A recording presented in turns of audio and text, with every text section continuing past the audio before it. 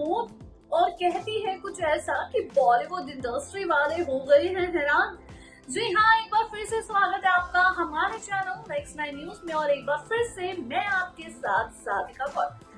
जी हाँ, आजकल रेखा आए दिन सुर्खियों में आ रही है, चाहे फिर उनकी कंट्रोवर्सीज हो या फिर पुरानी बातें। आजकल गूगल सर्च करें या यूट्यूब सर्च करें, हर कोई रेखा का पास्ट और उनका प्रेजेंट ही जानना चाहता है। आखिर रेखा माथे में सिंदूर क्यों लगाती है? आखिर रेखा का पति कौन था?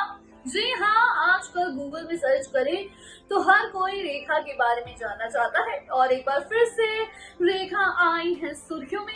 आखिर ऐसा क्या कहती हैं? लोगों को फोन करके रेखा कि सब रह जाते हैं हैरान। जी हाँ, हाल ही में एक स्टार ने बताया है कि रेखा सबको कॉल कर करके घंटों तक उनसे बातें करती है। तो देखिए हमारी ये रिपोर्ट और जानिए आखिर रेखा आजकल सुर्खियां क्यों पकड़ रही हैं। काफी समय से बॉलीवुड सुपरस्टार रेखा सुर्खियों से दूर है, लेकिन अब उनके बारे में एक खबर है जो हर जगह सुर्खियां बन रही है। दरअसल आजकल रेखा जी अपने गाने के शौक को बहुत मन से निभा रही हैं। इतना ज्यादा कि वो इंडस्ट्री के लोगों को कॉल कर उन्हें गाना सुनाने लगती है। जी हाँ, आपको बता दें कि एक अभिनेत्री ने कंफर्म करके बताया है कि रेखा जी ने उन्हें अचानक कॉल किया और फिर पूरा गाना सुनाया और वो शानदार गाती हैं। वो अभिनेत्री रेखा जी से ऐसा तोहफा पाकर फूली नहीं समाई।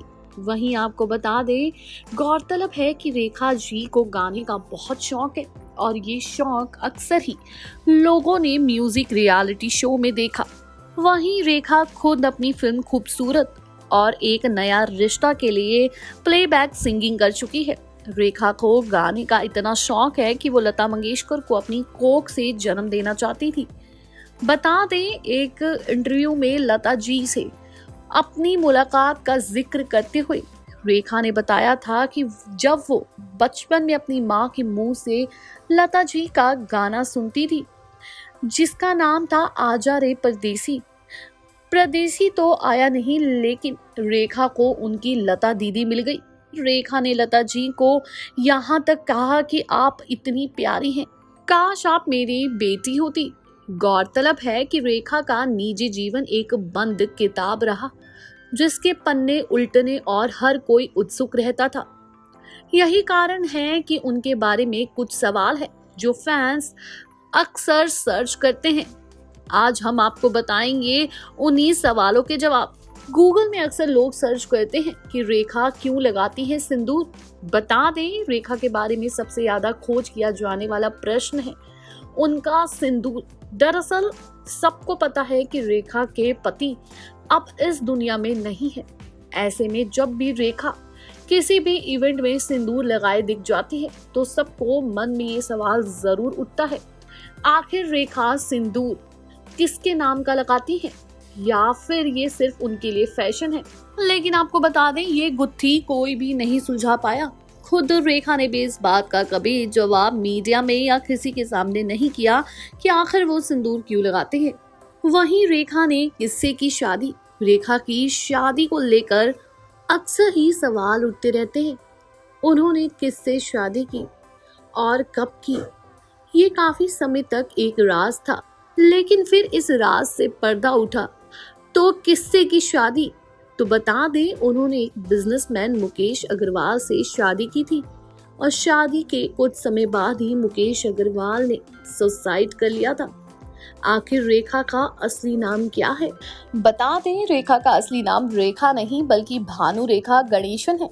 वो साउथ के मशहूर एक्टर जेमिनी गणेशन के पहले रिश्ते से जन्मी हुई बेटी थी, जिन्हें कभी उनके पिता ने कभी नहीं अपनाया। हालांकि गणेशन की पत्नी सावित्री ने सौतेली मां होने के बावजूद रेखा को जरूर अपनाया था। वहीं बता दें, रेखा के पति मुकेश अग्रवाल ने 1990 में रेखा से शादी की थी और शादी के कुछ महीनों बाद ही उन्होंने आत्महत्या कर ली थी। माना जाता है कि मुकेश बहुत डिप्रेशन में रहते थे और यही डिप्रेशन उनकी जान ले गया। बता दें, अगला सवाल लोग पूछते हैं, क्या रेखा के बच्चे हैं? रेखा के कोई बच्चा नहीं है, बल्कि उनके परिवार के बारे में भी ज्यादातर किसी को कोई खबर नहीं है।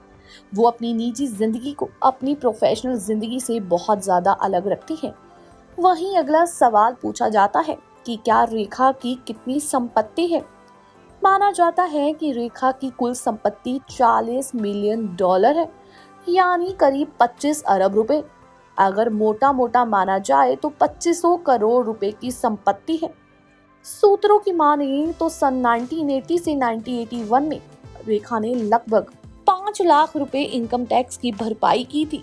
वहीं जब वो राज्यसभा सांसद थी तो वो सालाना 65 लाख रुपए इनकम टैक्स भरा करती थी, जो कि आम बात नहीं है।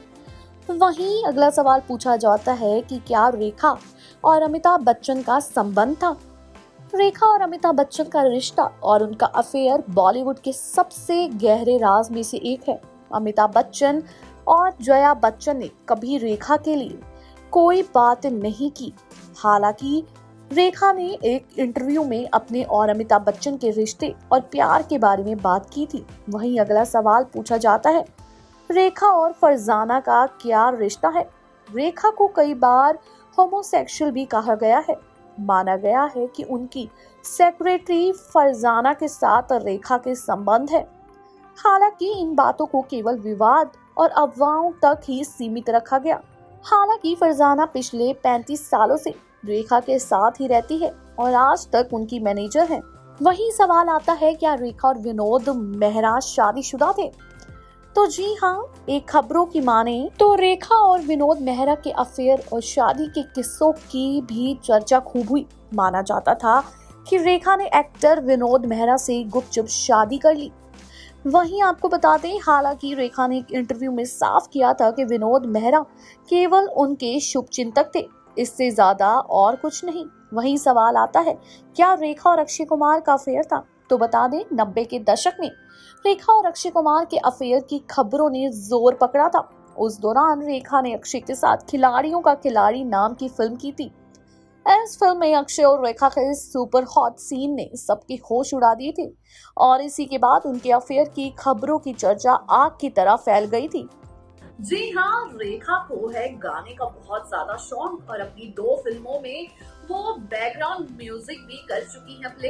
इसी के साथ मैं आपको बता दूं कि हर कोई जानना चाहता है रेखा की सच्चाई, क्योंकि रेखा एक बंद किताब की तरह है जिसको कोई ना तो खोल सकता है ना तो पढ़ सकता है।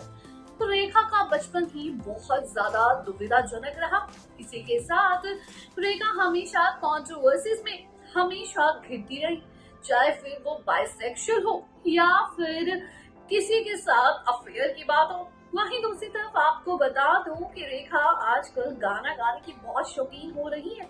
वहीं टीवी एक्ट्रेस कह रही हैं कि जब भी हम रेखा से हाल चाल पूछने के लिए कॉल करते हैं तो वो हमें घंटों तक गाना सुनाने लगती है।